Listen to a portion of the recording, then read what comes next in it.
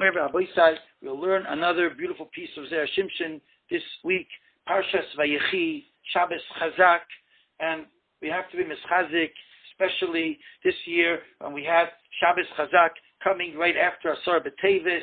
Asar B'Tevis is a time when we think about the Churban Beis Hamikdash, the Golus of Klal Yisrael, that Mosai Niya Bagoyla, how long will we stay in this Shvera Golus, and how long will the Shechina be in the dumps, as it's called, Shechinta B'Afra. We have to try to bring the world to a tikkun, and the way to do it, we're going to see, has to do with the inyan of being mischazik in the Torah, bringing kiyum to the world through Torah, because the way the Churban came about was because Al-Ozzam is Tayrasi, like the Gemara says in Nedarim, Daf Pei Aleph, Amud Aleph, and the way to bring the Geula is through being mischazik in Torah and Dveikus b'Torah. And this we'll talk about Barichus, and we're starting from the words of Zera Shimshon in this week's Parsha, in the beginning of the Parsha, where we have a very interesting Rashi, and there's a Gewaldike Shaila that the Zera Shimshon asks on Rashi. We begin from the end of Parshas Vayigash, and there it says the words, Vayeshev Yisrael, Klal Yisrael dwelled, Eretz Mitzrayim, they sat in Eretz Mitzrayim, Eretz Goshen, and Vayochazu ba, and they became owners of land over there. They Vayivru Ma'od, and they increased tremendously. It says that before Yankov Avinu was nifter, there already was so many of his children, as a Shishim Riboy, as a Bechina, they even had so many when before Yankov Avinu was nifter. That's what the Baal Turim brings over here in the beginning of the Parsha. And right after that it says, Vayechi Yaakov be'eretz Mitzrayim, Shvayis Rishona, Yaakov Avinu lived in the land of Mitzrayim 17 years. And it makes a summary of the life of Yaakov, and it says, Vayi be'Yaakov Shnei Chayov, and it was the days of Yaakov, the years of his life, Sheva Shonim V'Aboy Mashona, 147 years. Comes Rashi and asks the Gevaldik Kasha B'Shem Chazal. Every time we have parshias that don't connect to each other, there is always a revach, a certain space between the parshias. In the parsha itself, especially between parsha and parsha. And here you have the end of Vayigash finishing and beginning, and Vayechi beginning, and there's no revach between it. There's no revach like every time. So Rashi has to kasha, Loma Parsha Zu Setuma. Why is this parsha blocked? Why is it without any space? It's just blocked up.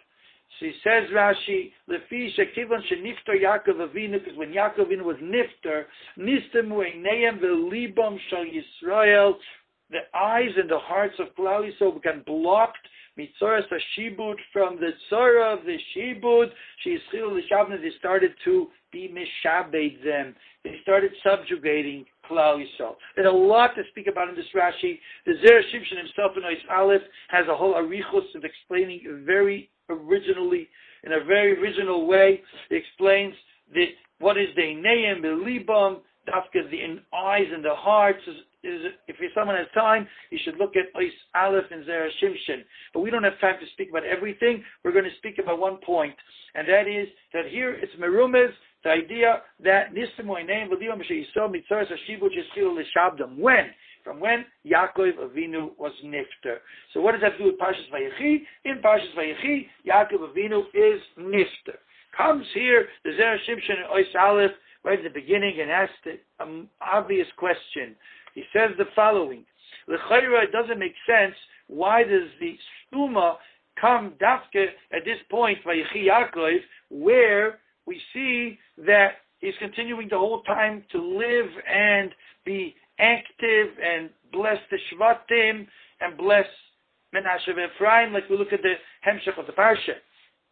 It would make more sense to be Soisem after when it's holding by the beginning of Vayikra Yaakov al Banav, he's going to give a bracha right before he's nifter, or at the end of the bracha where he holds Binyamin Zev Yitraf. So either before Vayikra Yaakov al Banav he should make the stuma, or after Binyamin Zev Yitraf, Yoiser Samuch LeMizvot. It doesn't really make so much sense to do it way before the beginning of Parshas Vayechi. So it says, the Zera Shimshon, you have to understand that really these words of summary of life of Yaakov, Vayechi Yaakov, how much he lived, and making a summary, he lived 147 years, all of this does not belong here, right after Vayigash. It belongs way after the whole story when Yaakov really is nifter. Because it doesn't belong here, as we just said.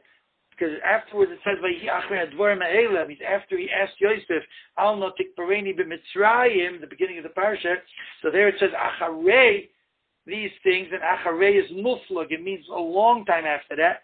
And then and then he's giving brachas to Menashe and Ephraim, and there afterwards he gives brachas to the Shvatim. So we see Yaakov was living the whole time. So what's it doing here? The summary. But the Torah must have put it there anyways, and ein muktam hucha b'Torah. The koydem moisei zman harbe Omar LeYosef, a long time before he was nifter, he already had told Yosef what says in the beginning of the parsha, that when he's going to be dying, Al Yikberu b'Mitzrayim, and Acharei, after a long time, Muflad Nase Chayle, and so on and so forth. So this pasuk is really not in its place.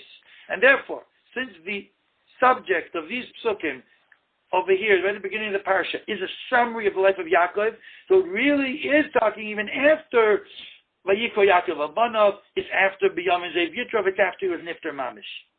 So therefore, this is really the place to put this Tuma. And there's no problem to understand that, because you have to look at the essence of these two psukim and understand it's like already you're holding at the end of the parsha where Yaakov Avinu was away from the world.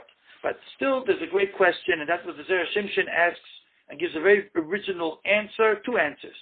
Why is the Torah makdim zama'uchar? Why did the Torah write the summary, the beginning of the parsha, after Yaakov Avinu is still continuing? When Yaakov Avinu was still continuing being active and doing all types of things, it didn't write it after everything. So he says a very beautiful remez in Pshat 1. He says the remez is Kedei lo yedienu sheYaakov Avinu lo meis, to teach us that Yaakov Avinu did not die. And this is a Gemara in Tainis of Helmet Beis. We're going to go into it very soon. I'll explain, bring the Rashba on it. But first, just what it says, Yaakov Avinu lo meis, the Alshich says that even after he was nifter, his neshama, ruach, and nefesh were all connected sort of to him in this world, and it's much more in this world than any other Av, or any other Shevet, or any other person in the world. There's a concept called Yaakov Avinu Loi Meis. So he says, the Weirs and Merumas here, it's beautiful, because the same as after it says Vayechi, and it says the summary of the life of Yaakov. You still see that he's living because it's the Metzias. You're talking about him dying, and then you start saying all his actions that he did afterwards, meaning he's living. So Kain la'olam hoya b'chaim. It's a beautiful remez. That's why the Torah put it shaloi b'mikoima, to teach us that Yaakov Avinu loi meis. And we'll soon see about that Inyan. And then there's another pshat, a beautiful pshat. He says that the reason why the stuma belongs here is also connected to the end of Parshas Vayigash. He says, because what are you saying? Why was it stuma? Because Kivin Sheh Meis Yaakov Nisim Moineim V'Livam She'Yisrael Mitzoras HaShibud She'Yischil L'Shabdam. Where did the Shibud start from? From what point did it start from? So the Pasuk says in the beginning of Shmais that when the Mitzrayim saw that Klal Yisrael was increased so much, so they saying, "Oy vey, 10 year bet. What's going to be? They're going to be so much. They're going to join our enemies and they'll chase us out of the land, whatever it is." And they started making gezeros, and all the shibud came because of that point that Klal Yisrael was misrabeh so much. So he says this Nistamoy name Libam belongs very properly over here at the end of Vayigash, beginning of Vayechi, mostly because of the end of Vayigash, that there it finishes saying the words Vayifru Vayirbu Me'oid, and that's being Meramez, that you put it together with Yaakov, even though you don't explain, like we said before, we're talking about summary and it's finished, none of that, but just the Etzem Zach, in this parsha, Yaakov Avinu is going to go away from the world, and he puts it together with the end of the Yigash, and then you have a remez that the reason why the Golus was so terrible was all because Vayifru Vayirbu Me'oid. Okay, And then he's married more on the whole Indian, and if someone has time, we'll look at the Zera Shimshon and have a no. Well, I wanted to bring a little bit about the point of Yaakov Avinu Lameis, and we'll see on this the Gemara in Tainis Tafhei Omid Beis with the holy words of the Rashba in Chidushe Agodos on the Gemara on the spot over there. And if you will look in the Zera Shimshon in Parshas Balak Ois Hey, he actually says the same word, the same Yesod. But the Rashba is very much marich, so I want to bring the holy words of the Rashba that's brought in the Ein Yaakov. And the Rashba says the following words. He says that Yaakov, since he was Ish Emes, Ka'omroi Titein Emes LeYaakov, Emes is Kiyum. Emes has existence. Emes is a Kodesh Baruch Hu Kivyachol. Chaysamei Shel HaKadosh Baruch Hu, signet of HaKadosh Baruch Hu is Emes. Kodesh Baruch Hu is Kiyum. So anything that's connected to HaKadosh Baruch Hu, that is Kiyum. That is existence. And Emes is connected to HaKadosh Baruch Hu. And Titin Emes LeYaakov, and the Gemara says in Shabbos Kuf Dal Lamed Aleph, Kushta Koi, Emes has a Kiyum. And those are the words that Zera Shimshon says over there in Parshas Balak on the words Matoivu Alecha Yaakov. There's a whole arichos over there, but he throws it in and he says that that's the reason why Yaakov Loi Meis, you'll see, is because Titin Emes LeYaakov, and Emes is Kushta Koi. Emes stands. And the Gemara says you see it in the letters of Emes, because Aleph, Mem, and Tav all have a very solid standing, a very good base. Mashenk and Sheker, the letters all have very weak base, and they're not able to stand. Sheker has no feet. It says Sheker has no Kiyum. Emes has Kiyum. And that's what Yaakov was so special, because he was Amud HaTorah, which is Emes. He's an Emes LeYaakov, and therefore Valkein Roi Li Davik BeEmes UBeChayim. So he's Davik to Emes, and he's Davik to Chayim, which is the Torah, which is a Kodesh Baruch Hu, and automatically there you have Kiyum. Like a Pasuk says, he says, V'atem adveikim Hashem Elokeichem Chayim Kulchem Hayoim. There's a beautiful remez that the Lev Simcha added and said, on the words Yaakov Loimeis, he puts it together with the words of Titein Emes LeYaakov.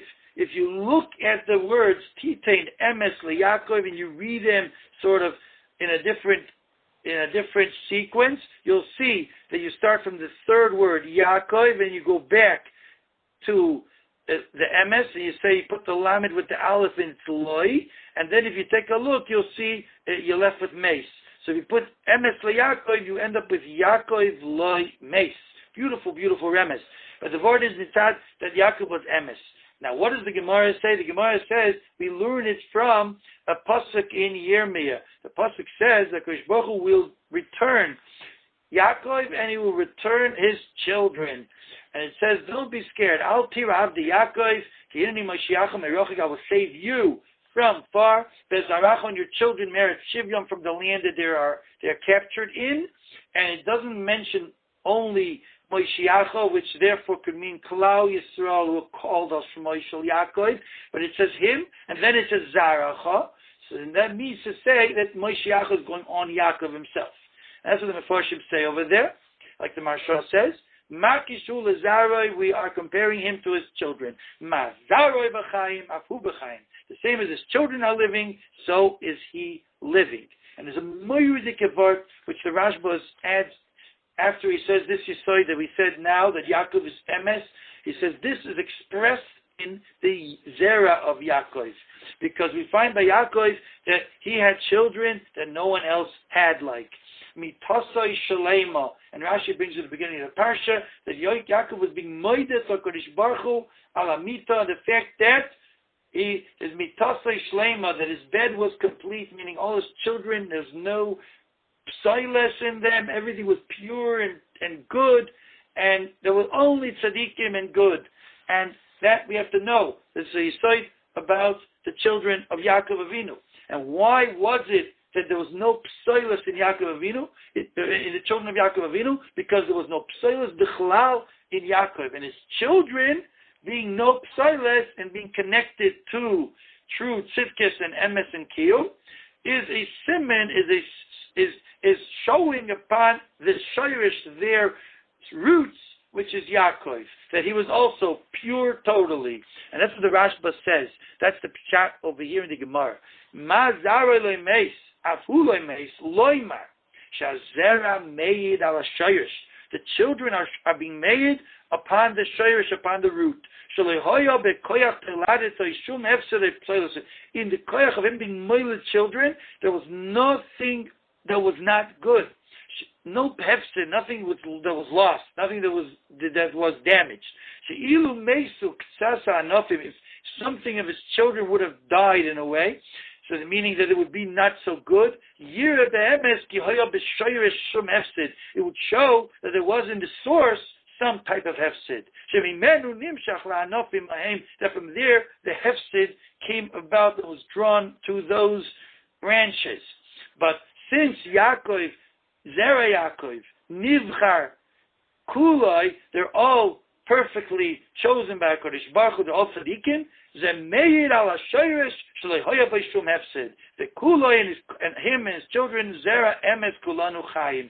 Ma zaroi b'chayim, that is a siman, afu b'chayim, total chayim. Total dveikus be'emes, total dveikus be'kiyum, no hefsed, ve'atem adveikim b'Hashem alikeichem chayim kuchem hayoim. These are the holy words of the Rashba. This betzim is what we said, the Zera Shimshon says it in Parshas Balak on Matoiva Alecha Yaakov, Mefurish, and the Degel Machne Fran, the Einikel of the Baal Shem Tov brings in Parshas Maseh.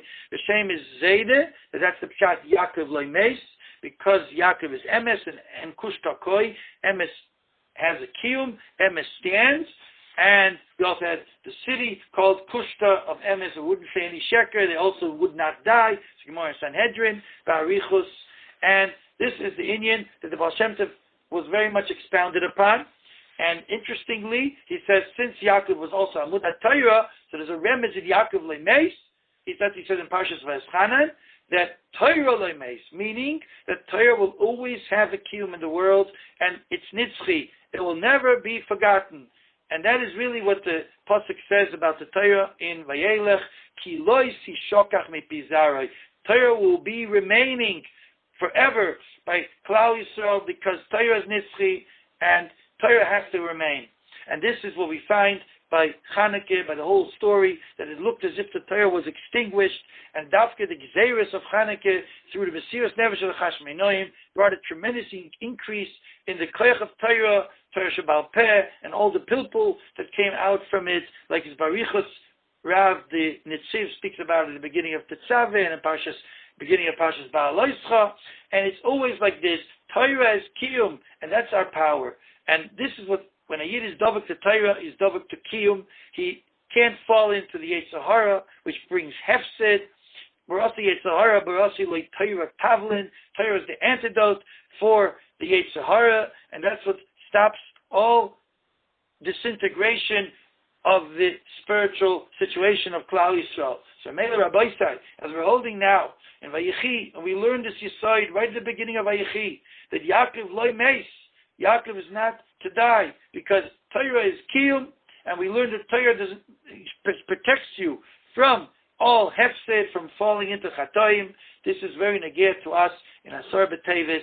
Asar B'Tevis, that the way we got to the Churban was through Azam Estarasi, like Gemara says in the Dorm Daf Pei Aleph, Amud Aleph, and that's what the Pasuk says over there in Yirmiyah, that really we want that these days of fasting for the Churban should turn into a sasan or a simcha, they should turn into good, fancy, kishmake, moyadim, yom tovim, but the Pasuk says in order to do that, for emes ahevu, you must love emes, and emes is going on Torah.